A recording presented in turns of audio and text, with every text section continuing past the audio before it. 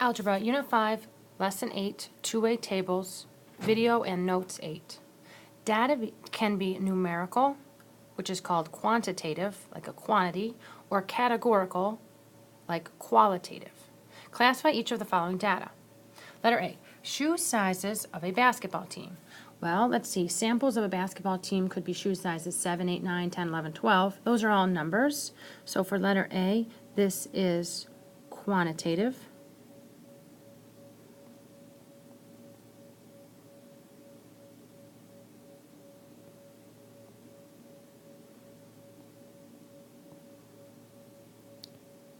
Letter B, favorite colors of students. Okay, so possible answers for favorite colors of students would be blue, red, purple, green. So those are colors. So those are categories, so qualitative.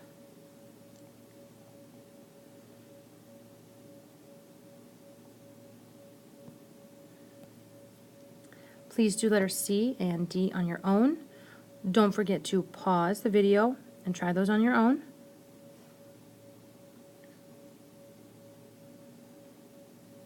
Data can be univariate, which we already talked about, as meaning uni as one variable, or bivariate, meaning two variables. Classify each of the following data. Letter E.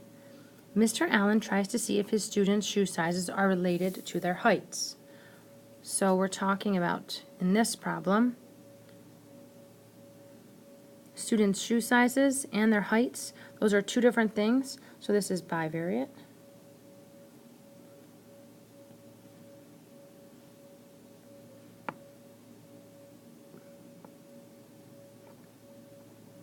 Letter F. Mrs. Johnson records the amount of time her daughter spends each evening completing her homework. So maybe tonight she spent an hour. Maybe tomorrow night it's 37 minutes. That's only one variable changing, so this is univariate.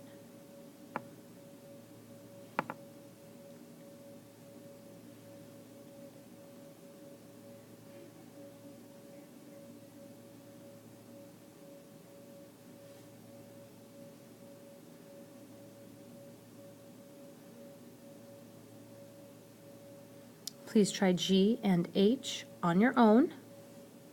So again, pause the video, do those on your own.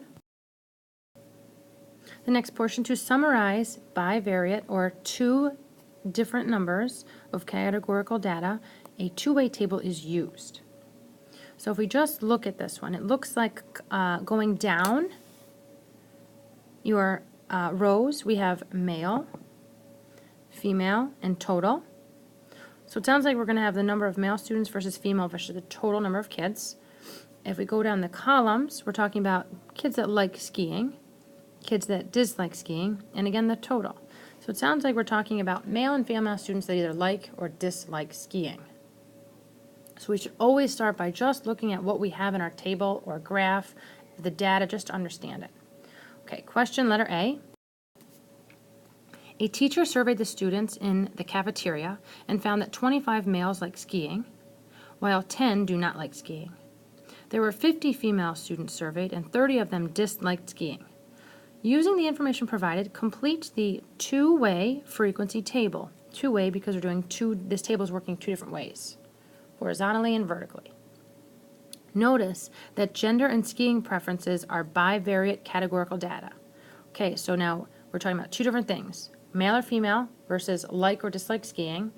Nowhere in here are there numbers, so it's categories, or categorical, or qualitative. The shaded cells are called marginal frequencies. They are located around the margins of the table. All right, so if we go back to the beginning, there were 25 male Capture found that 25 male students like skiing while 10 do not. So my first question would be, well, how many males were there? 25 do, 10 don't. There are 35 total males. So total male students is 35. Now if I go back, 25 like skiing, 10 do not. So if I add across the table, 25 plus 10 is 35. That'll make sense. The next piece, there were 50 females surveyed. Well, I'm just going to start with my total then there. There were 50. 30 of them dislike skiing. So in the dislike female, where those two rows and columns intersect, dislike and female, I'm going to put 30. So now I'm going to work backwards. Well, if there are 50 females total and 30 dislike skiing, that only leaves 20 as an option for liking skiing. So now I need to fill in the totals of how many kids in general in the cafeteria like skiing. Well, 25 plus 20 is 45 kids liked skiing. 10 plus 30 is 40. So it sounds like 40 kids don't like skiing. Now, the last box here is interesting because it should work both horizontally and vertically when adding. So if I add male students, total male and total female, I get 85. Now let's also check across this way. 45 plus 40 equals 85, so I still have the same answer, which means I filled in everything correct, and this two-way table is completed. Again, the shaded boxes are called marginal frequencies. All right, sliding down the page. The 4 non-shaded cells within our table are called joint frequencies. Each joint cell is the frequency count responses from the two categorical variables located by the intersection of a row and a column. Okay, so in the one we just did, the shaded were marginal frequencies. The other ones, unshaded, are joint frequencies. And we're talking about the intersection of the two. So remember what intersection means from our last unit. Okay. To better interpret data, we will create the corresponding two-way relative frequency table. To calculate relative frequency of each cell, you simply divide the cell by the total number of observations. Observations means the number of happenings. It can be expressed as a decimal or percent to complete the remaining cells. So the males that we've already done here, 25 males, let's go back up to the top. We had 25 males here, like skiing, out of the total number of kids in this survey. So we're going to take the male piece divided by the whole. And again, we can leave the answer as a decimal or a percent or even both. So if you have room, I would again, because these are your notes, you can use them at any time to help you study, you should write both. Okay, let's skip down here to the females. We have 30 out of 85 because we had 30 dislike skiing, and 85 is our total. If you could, pause the video, do the work on your own, and then I will plug in the answers. But pause the video, try the work on your own. Okay, so hopefully you did take my advice, pause the video, and try the work on your own. For males disliking skiing, you should have gotten 10 divided by 85. Now again, we shouldn't have to go over how to make that number a decimal and a percent. But in case we do, numerator divided by denominator. 10 divided by 85 gives you, and we're going to round all of these to the nearest thousandth place as provided in the graph. So you should get 0.118. To make that a percent, you're going to multiply by 100. Again, old stuff. We're going to round to the nearest tenth, so you should get 11.8%. For males in the total, you should have 35 over 85. Females like skiing, 20 out of 85. And the total that dislikes skiing is 40 out of 85. Again, you should be writing in your decimals and percents, because that's what we're looking for. The calculations in the joint frequencies, we need the answers as decimals or percents, either one. And I did not do any of those for you. So now you need to take the time and do those yourself. When you finish, I'm going to continue reading down. The calculations in the shaded cells are called marginal relative frequencies because they were marginal frequencies. Once I find the percent and the decimal for it, they're marginal relative frequencies. Therefore, the calculations in the 4 non-shaded cells within the table are called joint relative frequencies.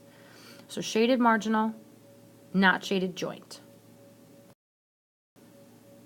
Okay, on the back, letter B, high school students were invited to complete an online survey in 2010. More than 1,000 students responded to the survey that included a question about a student's favorite superhero power. So of those 1,000 students, 450 of them completed surveys were randomly selected. A rather confusing breakdown by gender was compiled from the 450 sample surveys. Use the following information to complete the two-way frequency table. So these bulleted points are telling you of the 1,000 population of the sample of 450, what goes in your two-way table. Again, I would like you to try this one on your own. Read through. Now, it is difficult, but read through and try to decipher where things go. So bullet number 1, 100 students indicated their favorite power was to fly. 49 of those students were females. Okay, so 100 students, that doesn't mention male or female, so that means somewhere in one of the total rows or columns, we need to have 100 students.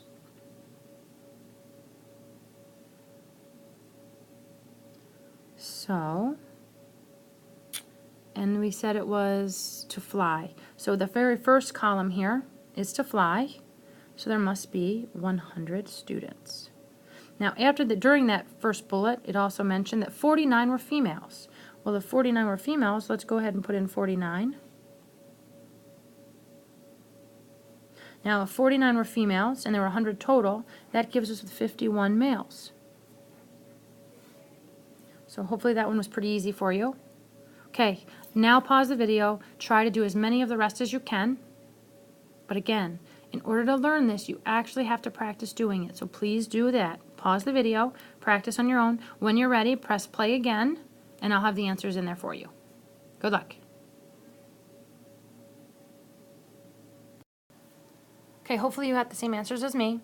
All I did was take the total and then do the whatever gender they specified and then subtracted those to get the opposite gender. Okay, so now we need the total. So to find the total, we're going to add the females all the way in the first row, the males in the second row, and the total in the third row. And then you should have your last three filled in as well. So pause the video again, try that on your own. Okay, so for your totals, you should get 228 total females, 222 total males, and the total of all of the students should be 450. And again, that matches with our question that told us there were 450 students that were surveyed. Sounds like we did this perfectly. I hope you did well. Okay, the next few questions. Which superpower was selected most often for females? So I need to find the superpower that had the highest number of females choosing it. It looks like 70 is the highest number. So telepathy? I can't say that word, I apologize. Telepathy? Maybe that's closer. Hopefully you can have a good laugh at my expense there. Telepathy? That sounds better. Next one. Which superpower was selected most often for males? So again, most often is the highest number, so I need the superpower with the highest number of males. So I have a 71, it looks like freeze time.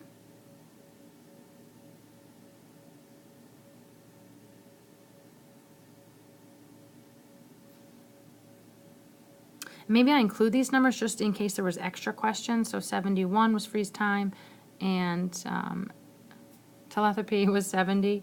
Last one then. Which superpower was selected most often overall? So I need the greatest number of male and female of all of them. Let's see, I see 100, 131, 75, 26, 118. The greatest number there was 131, and that's freeze time.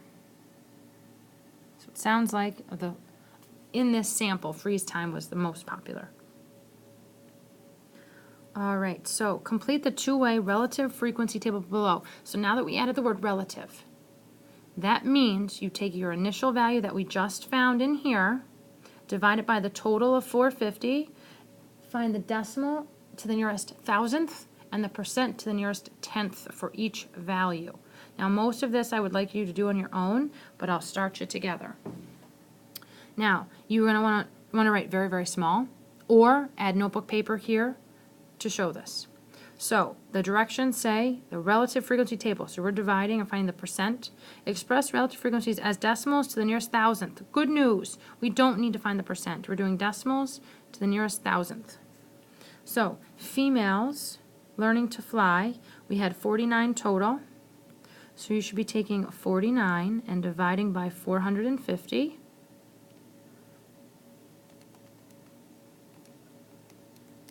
And we're doing this right to the nearest thousandth. So you should get, change my color here, 0.109. Okay, we'll do the next two down. So the males from up above was 51.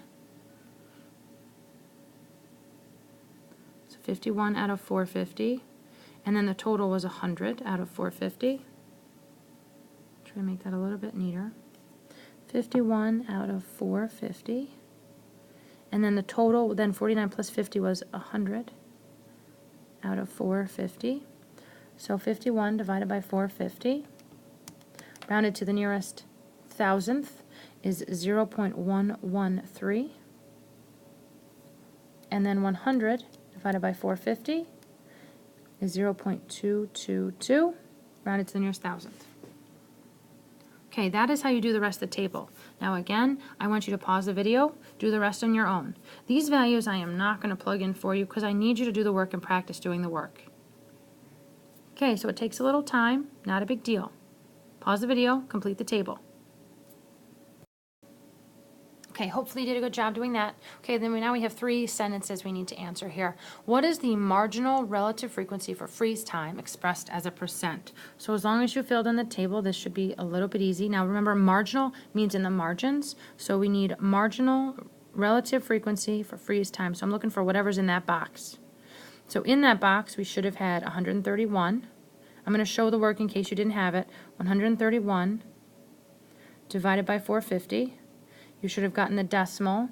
131 divided by 450 as 0.291. We need to make that a percent, so we're then multiplying by 100, which swoops the decimal two places. We should have 29.1% expressed as a percent, so you get 29.1%. Part 2 of this problem, write a statement interpreting what this means in terms of the context. So that means go back and tell me we're in the cafeteria, we're talking to males and females about which superpower they would pick the most. So a sentence would be about 30% of students, when asked to pick a superpower, would pick to freeze time. That's a great sentence. Again, I'll say it again. Pause the video if you need to, but that's the sentence you also need to fit in this question. So again, all of this information here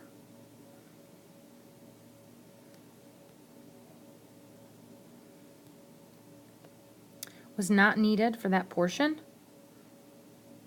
So take all that out and write the sentence.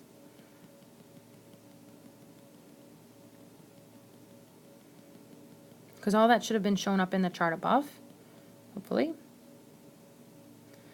All right, so we should have gotten 29.1%. And our sentence would be, of all the students surveyed, about 30% or about 29% would choose freeze time as their superpower. Make sure that's written down. Next one, what is the difference in joint, so unshaded boxes, in joint relative frequencies for males and for females who selected to fly as their favorite superpower? So the difference means we're going to subtract males from females who selected to fly. So I need to go back up here, and luckily we have this data here already. So we're going to do the difference between males and females.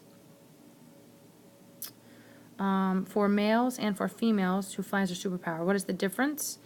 We should do 0.113 minus 0.109, and we get 0.004 as the difference in joint relative frequency. So again, we need a label.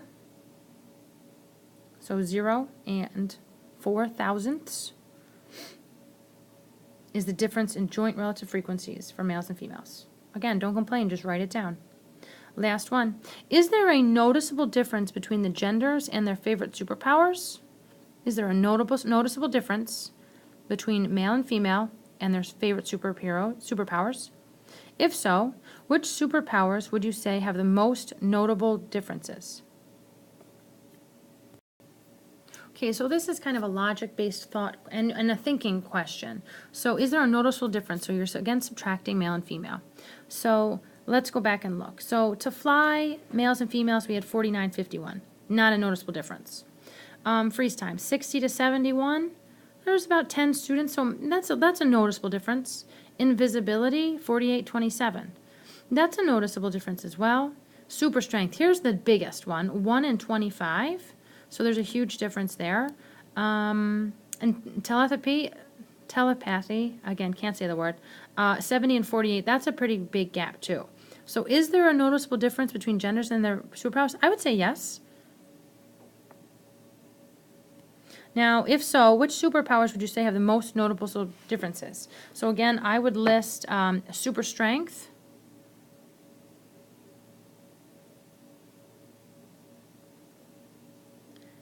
and telepathy, still can't say it, are the greatest. Freeze time was a little bit so, and invisibility was a good portion as well. We could probably add that one in too. Still off by 21, so yeah, I would say invisibility as well. So add invisibility in there. Now, can we draw any more conclusions? So super strength, there was a lot more males. Invisibility and telepathy were a lot more females. I wonder if we can make a generalized statement now. So telepathy is when you can read what people are thinking. Invisibility, so other people can't see you. Super strength is super strong. I wonder if we can make a generalized statement here that says most of the students that were surveyed here, these 450 kids, a lot of the males picked physical strength, and the females picked more of I don't know, invisibility and telepathy. So maybe we can't draw that yet, but it is something interesting to think about. But for the most part, was there a noticeable difference? Yes. 3 of them were significant: super strength, invisibility, and telepathy.